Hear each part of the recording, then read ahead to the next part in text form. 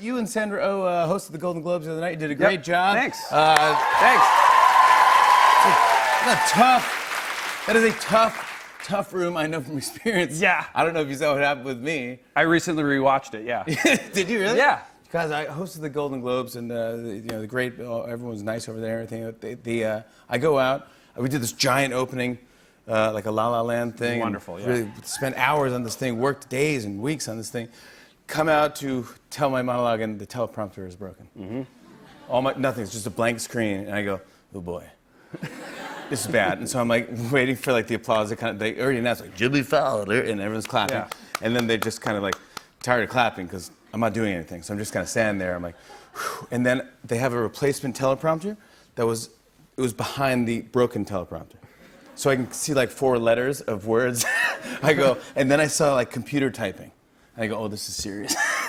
I'm going to get this back. And I was like, it felt like it was like 4 days of silence. And I rewatched it, and it's about 6 seconds. Is it really? Yeah, you did. It was fine. It was great. Oh, no, please. But that's It's a tough room. Dude, because... Well, the thing that I think maybe is starting to read even more on TV now is the audience is not watching the show. Like, it's like there's 2 things happening. There's like a big award show happening, and then right next to it is a really loud restaurant filled with celebrities.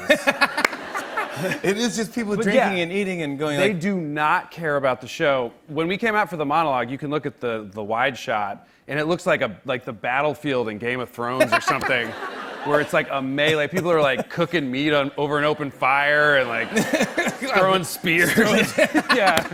I was just like, oh God, none of these nuanced jokes are gonna land. No, not at all. We worked hard on not at all. Oh, and it's live. Mm-hmm. So it's not like it's a tape show and you go, hey, guys, can we focus on it? It's like, no, Yeah, they're never going to pay attention. One time we came out and no one was paying attention. I saw somebody on the phone. Oh, yeah. And I kind of tried to be like this to like get people's attention. The only person front row was Rami Malek. Was like, hey, yeah. See? I was like, I love you. That's a good dude right there. He's a good dude. Oh, my God, his speech was great. It was a great Yeah. speech. Oh, you know what a great speech? Sandra Oh, your co-host. Incredible. It was beautiful. Sandra Oh is the best person on earth. Really? Yeah. She's way better than you. What? Way better. I love We've known each other for so long. I know. I met her like 3 days ago, and it's true.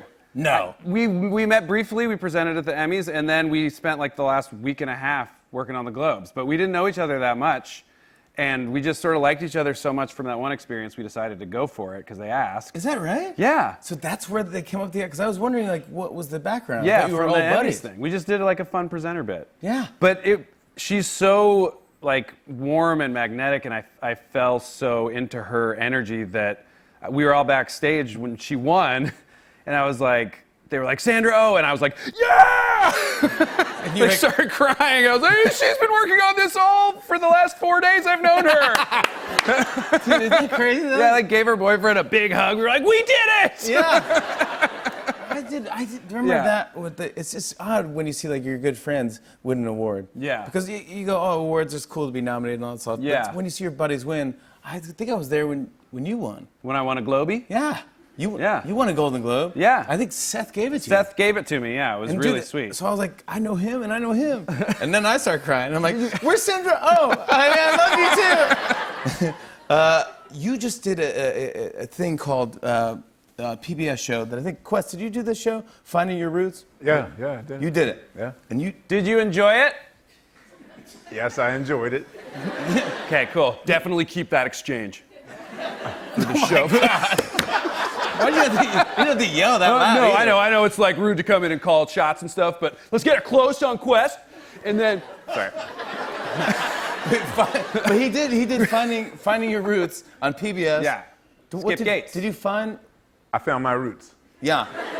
Yes. And they're right next to you. Yeah, they're right there the whole time.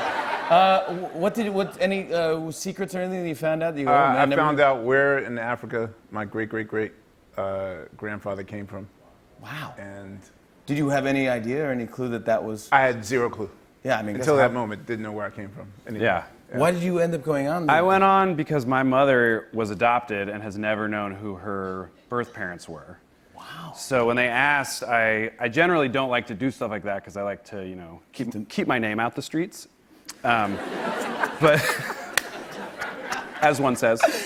But I know that she'd always really wanted to know, so I called her and asked her, like, hey, if they could figure it out, would you want me to do this? And she said, you know, she had tried many times over her life to figure it out and never had success. So she said, okay, yeah, go for it, because at least if it works, I'll know. Wow. But yeah, it was great. And they figured everything out with DNA, like, technology now. They can figure out everything, and they figured out who her parents were, and we've met new relatives. I mean, it was absolutely mind-blowing. Holy mackerel. I hate to ask again, but did you cry? I did. You did again? Not on camera, but my mom and dad were there, and when they told us stuff about her family and now our family, she lost it. And lost it. When she lost it, I lost it. Yeah. Quest, did you Yeah. cry? Because you were telling me that you were so nervous about crying. Yeah, I didn't want to cry, but then like he just kept getting me, and finally he got me. He broke Yeah. you down? He got me in there. It's tough. Family is so undeniable. You can't keep your sheen on. Yeah, your emotions, have to Yeah. just come out. Yeah. But I mean, what a great thing, what a great gift to give your mom. Incredible. In fact, now I'm it's kind of my ace in the hole, because I'll be like, hey, I'm going to actually miss Thanksgiving this year. I got a lot of work. And she's like, oh, that's disappointing. And I'll be like, yeah, but you know, I found your parents, so. I think I could take a year. Yeah, I'll be there next year. Yeah, no big deal. I just And gotta- you know, just something I pulled off by telling a lot of wiener jokes. And getting successful. popular enough with wiener jokes to be on that show. Working your whole career. Yeah. On and on and on. I said, and it's on and on and on.